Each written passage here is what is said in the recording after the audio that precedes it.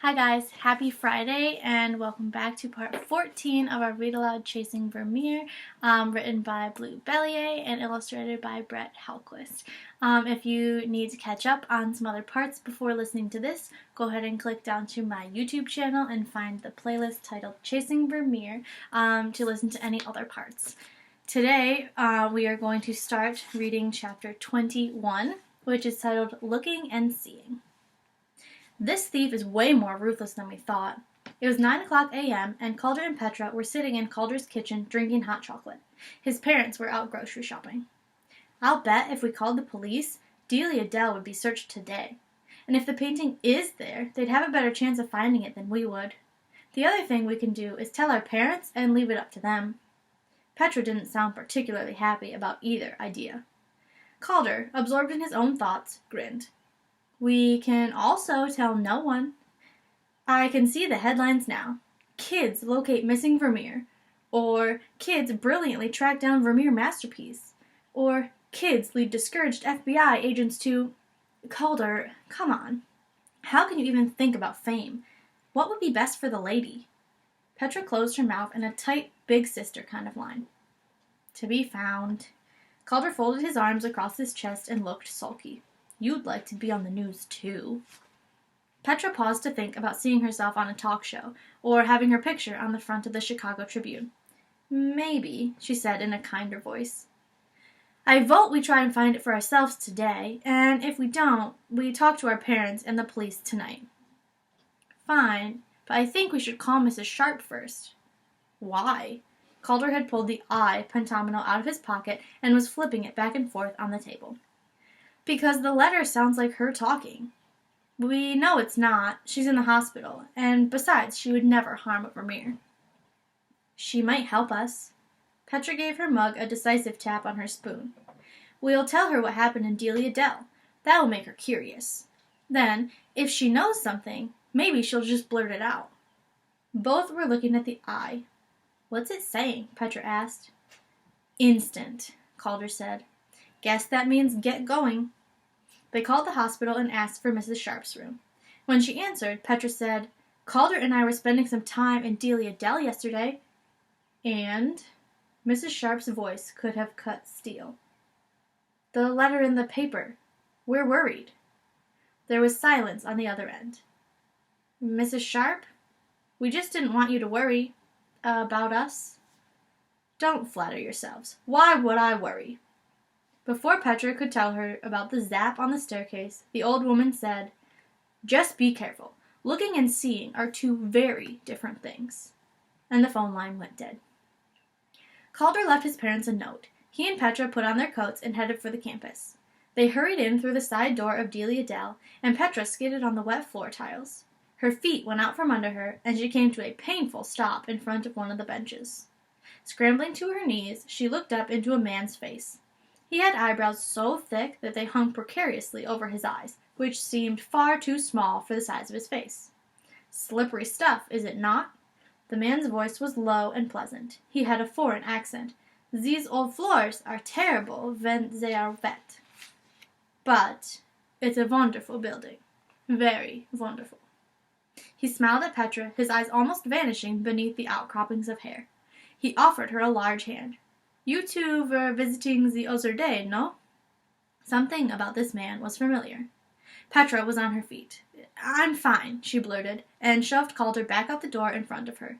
Great! That man noticed us, and you acted all nervous. Now what do we do? What was I supposed to say? Which way to the Vermeer? Did you recognize that voice? I think it was the man from the post office. What man? Calder asked. The guy who stepped on Mrs. Sharp's letter. Well, whoever he is, we could have just kept going. If we didn't stick out before, we sure do now. This was the closest they had come to a fight. Petra's elbows were sore, and she was mad at herself. She knew Calder was right. After all, the man might be nobody. Wait, Calder said. I have an idea. I think I remember a basement entrance. They walked quickly around to the east side of the rambling building. There, miraculously, was a small open door half a flight up behind a walled area. The door was propped open with a dented trash can. Wow! If anyone asks us what we're doing, we'll explain that we're making a plan of the building for school. Calder didn't sound as confident as he was trying to feel. "Let's get out paper and pencils so it looks like we're really working on something," added Petra. Armed with materials, they crept closer. It was hard to see in through the darkened doorway. They paused outside, listening, and then peered around the corner. There was no one in sight. They tiptoed down a long corridor that curved to the left and then to the right. Swinging doors opened into a room with a single light bulb overhead. Once inside, they were faced with 3 possible exits. They picked the one in the middle. Ew. Calder stepped over a nasty pile of garbage that smelled of sour milk and sneakers. Petra kept her mitten over her nose. They were soon in a maze of small passageways. "What direction do you suppose we're going in?" Calder asked, looking around at the peeling paint. "No idea, but I want it to be up," Petra said. They found themselves at a fork. To their relief, one direction led to an iron stairwell.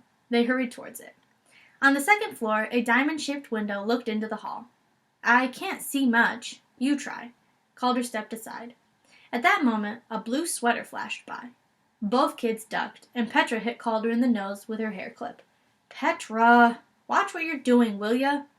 Calder forgot to whisper, and the sweater reappeared, pausing for several long seconds on the other side of the door before going on. "Calder, that looked just like my dad's sweater. I've got to peek out." "What'll we say if it is him? He'll ask what we're doing here." "I don't know, but I need to see if that's my dad."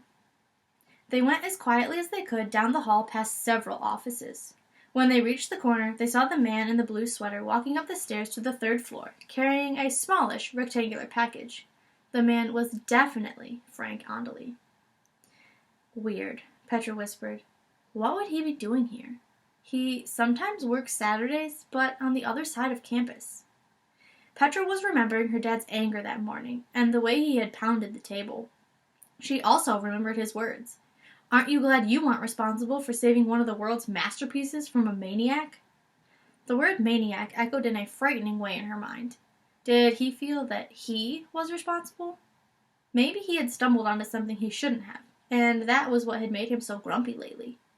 She remembered him muttering the words, "a-lone," or had it been alone? Either one was spooky. And then there was the talk about 2 mysterious letters. And also what she had overheard him saying that fall to her mom. Everyone has something to hide. Seeing how miserable Petra looked, Calder patted her on the back. "I'm sure he has a good reason for being here." Stashing backpacks and jackets in a window seat, they began exploring the 2nd floor of Delia Dell. During the next half hour, they tapped, they studied, they pressed, they poked, they leaned, they tugged, they opened, they closed. Several closets appeared. Walls creaked, but there was no sign of the painting. Petra couldn't concentrate. "I just can't imagine what business he'd have in Delia Dell," she said. "He'd be wondering the same thing if he saw you. And the package he was carrying, it was just the right size." Petra suddenly felt tired of suspecting people. First Mrs. Sharp, then Miss Hussey, then both of them, and now her dad? Calder seemed to pick up on her thoughts.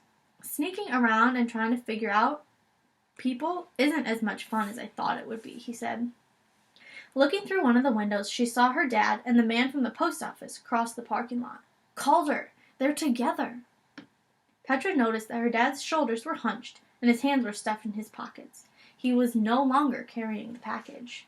That is where we are going to stop for today. Tomorrow we will be back with chapter 22, which is called 12s. I hope you are enjoying this. Like I said yesterday, we are almost done. There's actually only 3 more chapters left in the book, so we'll be finishing it next week. And yeah, I hope that you're excited. It's getting very good. I hope that you enjoy the rest of your day and your weekend, and I look forward to seeing you back on Monday for some more of our book. Bye!